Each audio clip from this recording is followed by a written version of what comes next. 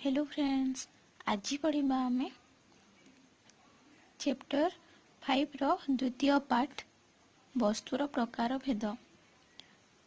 तो आम श्रेणी विभाग कर सारी जो प्राकृतिक वस्तु कृत्रिम वस्तु एबे देखिबा वस्तुर गुण को लेकिन श्रेणी विभाग करा जायछि। प्रत्येक वस्तुर दुईटी मौलिक गुण थाई। गोटी है ताहा किछि स्थान अधिकार करे। आमे गोटी जिनिस वस्तु को रखिले यह किछि स्थान अधिकार करूछि कि नहीं, जागा अधिकार करूछि कि नहीं। तो यह है प्रथम गुण होछि से किछि जागा अधिकार करे, ताहार वस्तुत्व थाई, ताहार किछि ओजन थाई, ताहार किछि वस्तुत्व रही थाई। यह होछि दुईटी मौलिक गुण।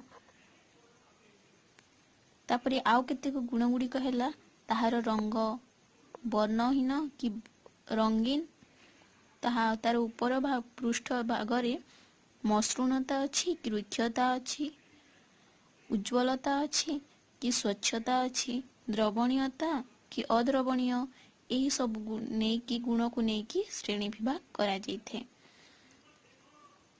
तापरे देखिबा वस्तु। वस्तु होची काठ खंड। काठ खंडर वस्तुर बाह्य रूप किपरि? अधातु, तार उज्ज्वलता गुण नहीं कि नमनीयता गुण नहीं, तो अधातुर अंतर्गत अटे और अनुज्वल अटे। काठ उज्ज्वल कि उज्ज्वल चक चक देखा जाउछि कि देखा जाउ नहीं, अनुज्वल अटे। तापरे देखो वर्ण। वर्ण व्यवहृत रंग अनुसार रंगीन। आमे जेहीपरि काठ को जेपरि रंग देबा से अनुसार ये रंगीन होता है। तापरे देखो रुक्षता। रुक्ष होची तार ऊपरी भाग चिकण रहे कि चिकण रहेनी, खदखदिया रहे, तो रुक्षता। और कठिन कठिन रहे कि नहीं, कठिनता। तापरे देखो अंगार। अंगार होची जो आमे काठ को जलले परे जो आसी रही थे किछि अंश जो कल रही जाइथे ताहा होची अंगार। तो अंगार अंगार मध्य अधातु अटे, अनुज्वल अटे, यार वर्ण कला होइथे। रुक्ष रुक्ष कि नहीं, रुक्षता, तो रुक्ष अटे और कठिन अटे। सफावाली। सफावाली सफावाली मध्य अधातु अटे, उज्ज्वल अटे, धला अटे, तार रंग किपरि धला। रुक्ष कि चिकण, रुक्ष ओ तार कठिनता रही। चक खड़ी। चक खड़ी होछि अधातु, अनुज्वल अटे और तार व्यवहृत रंग अनुसार रंगीन होता है। विभिन्न प्रकार चक देखा पाई था, रंगीन चक थाए, धला चक थाए, तो व्यवहृत रंग अनुसार रंगीन होता है। ऊपरी भाग तार किपरि रुक्षता कि चिकण होता है, चिकण रही थाए। यार कठिनता, यह मध्य कठिनतार अंतर्गत होती। स्टील चामच। यह एक धातु अटे, उज्ज्वल अटे, धातु अटे कि नहीं, यह को आमे उज्ज्वल अटे ओ धातु को आमे गोटे ताप प्रयोग कले ताहा प्रसारित होता है। स्टील चामच।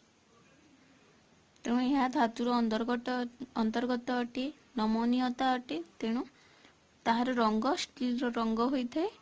ताहार ऊपरी भाग किपरि होता है, चिकण होता है और ताहा कठिन होता है। तापरे देखो सेफ्टी पिन। सेफ्टी पिन मध्य उज्ज्वल और धातु अटे, स्टील रंग अनुसार ताहा रंगीन होता है। ताहारी ऊपरी भाग किपरि होता है, रुक्ष कि चिकण, चिकण थाए ओ कठिन थाए। तापरे देखो लुहा कंटा। लुहा कंटा मध्य धातु अटे, अनुज्वल अटे, उज्ज्वल देखा जाए कि उज्ज्वल होई न थाए। ताहार रंग किपरि बाह्य रंग कला होइथे और ताहा रुक्ष कि रुक्षता थाए कि रुक्षता मध्य थाए और चिकण मध्य थाए, तेणु उभय होइथे। और ताहारी ऊपरी भाग किपरि थाए, कठिनता थाए, कठिन अटे। रंगीन पानिया। रंगीन पानीय होछि अधातुर अंतर्गत ताहार ना उज्ज्वल थाए ना ताहा ताप प्रयोग कले प्रसारित हुए किछि न थाए ताहा अधातु अंतर्गत अटे ଓ ଅନୁଜ୍ୱଳ ଅଟେ। ବାହ୍ୟ ରଙ୍ଗ ଅନୁସାରେ ସେ ରଙ୍ଗୀନ ହୋଇଥାଏ। ବିଭିନ୍ନ ରଙ୍ଗର ପାନୀୟ ରହେ କି ନାହିଁ, ତାହାକୁ ଯେଉଁ ରଙ୍ଗ ଦିଆଯାଇଥାଏ ତିଆରି ସମୟରେ ସେହି ରଙ୍ଗର ପାନୀୟ ଆମେ ଦେଖିଥାଉ। ତାହାପରେ ଦେଖ ରୁକ୍ଷତା। ରୁକ୍ଷତା କି ଚିକଣ ହୋଇଥାଏ, ଚିକଣ ଥାଏ। ଉପରି ଭାଗ କିପରି ଥାଏ, ଚିକଣ ଓ କଠିନତା ଅନୁସାରେ ତାହା କଠିନର ଅନ୍ତର୍ଗତ ହେବ। ଆଲୁମିନିୟମର ତିଆରି ଗିନା, ଚାମଚ ଏସବୁ କ'ଣ ହେବ, ଧାତୁ ଅଟେ। ଆଲୁମିନିୟମକୁ ତାପ ପ୍ରୟୋଗ କଲେ ତାହା ପ୍ରସାରିତ ହୁଏ କି ନାହିଁ, ନମନୀୟତା ଉଜ୍ଜ୍ୱଳ ଦେଖାଯାଇଥାଏ। ତ ଏହା ଧାତୁ ଅଟେ, ଉଜ୍ଜ୍ୱଳ ଅଟେ। ତାହାର ରଙ୍ଗ କିପରି ଧଳା ହୋଇଥାଏ। ତାପରେ ରୁକ୍ଷତା କି ରୁକ୍ଷତା ଚିକଣ ହୋଇଥାଏ। ତାର ଉପରି ଭାଗ କିପରି ଥାଏ, ଚିକଣ ଥାଏ। ତ ଚିକଣ ହୋଇଥାଏ ଓ କଠିନତା ହେଉଛି କଠିନ ଅବସ୍ଥାରେ ଥାଏ। ତାପରେ ଦେଖ ଦର୍ପଣ। ଦର୍ପଣ ଉଜ୍ଜ୍ୱଳ ଅଟେ କିନ୍ତୁ ତାହା ଅଧାତୁ ଅଟେ। କାରଣ ହେଉଛି ତାହା ଭାଙ୍ଗି ଯାଇଥାଏ, ତାହା ପ୍ରସାରିତ ହୁଏ ନାହିଁ, ନମନୀୟତା ଗୁଣ ନାହିଁ ତାର, ତେଣୁ ହେଉଛି ଅଧାତୁ। ବର୍ଣ୍ଣ ହେଉଛି ରଙ୍ଗହୀନ ଅଟେ। ଜଳର ରଙ୍ଗ କିପରି ଦର୍ପଣ ରଙ୍ଗ ହୋଇଥାଏ କି ସେହିପରି, ତ ଏହା ବର୍ଣ୍ଣହୀନ ରଙ୍ଗହୀନ ଅଟେ। ଓ ରୁକ୍ଷତା କି ନାହିଁ, ଚିକଣ ଥାଏ ଉପରି ଭାଗ, ତ ଚିକଣ ଓ କଠିନ ଥାଏ। ତାପରେ ଦେଖ ବସ୍ତୁ ହେଉଛି କାର୍ଡବୋର୍ଡ। କାର୍ଡବୋର୍ଡର ବାହ୍ୟ ରୂପ କିପରି ଥାଏ, ଅଧାତୁ ଅଟେ ଓ ଅନୁଜ୍ୱଳ ଅଟେ। ଅଧାତୁ କି ନାହିଁ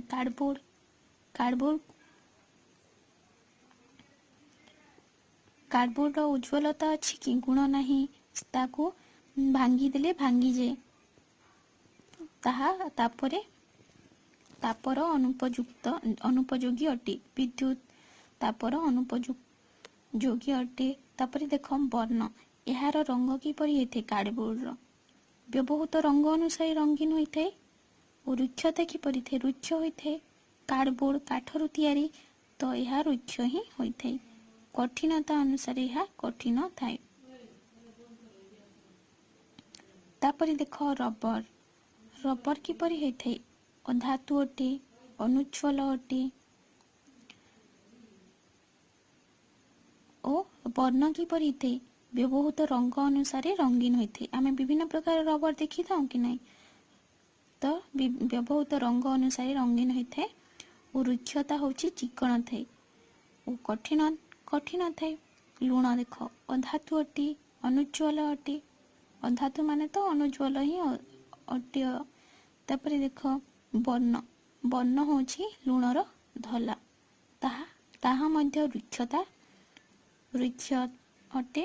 ରୁକ୍ଷତାର ଅନ୍ତର୍ଗତ କଠିନ ଅବସ୍ଥାରେ ରହିଥାଏ, ଉପରି ଭାଗ କଠିନ ରହିଥାଏ। ଚିନି ଦେଖ ଚିନି ମଧ୍ୟ ଅଧାତୁ ଅଟେ, ଅନୁଜ୍ୱଳ ଅଟେ। ତାହାର ରଙ୍ଗ କିପରି ଧଳା ହୋଇଥାଏ, ତାର ଉପରି ଭାଗ ରୁକ୍ଷତା ଅଟେ ଓ ତାହା ମଧ୍ୟ କଠିନ ଅବସ୍ଥାରେ ରହିଥାଏ। ଲେମ୍ବୁ ରସ ଅଧାତୁ ଅଟେ, ଅନୁଜ୍ୱଳ ଅଟେ। ତାହାର ବର୍ଣ୍ଣ କିପରି ବର୍ଣ୍ଣହୀନ ଅଟେ। ଜଲରେ ଯେପରି ବର୍ଣ୍ଣହୀନ ଅଟେ, ରଙ୍ଗହୀନ ହୋଇଥାଏ, ସେହିପରି ଲେମ୍ବୁ ରସ ବର୍ଣ୍ଣହୀନ ଅଟେ। ରୁକ୍ଷତା ହେଉଛି ଚିକଣ, ଆମେ ତାକୁ ଛୁଇଁଲେ ଚିକଣ ଲାଗେ କି ନାହିଁ। ତାପରେ କଠିନତା ତ ନଥାଏ, ତରଳ ଅବସ୍ଥାରେ ରହିଥାଏ। କିରାସିନ ମଧ୍ୟ ଅଧାତୁ ଅଟେ, ଅନୁଜ୍ୱଳ ଅଟେ।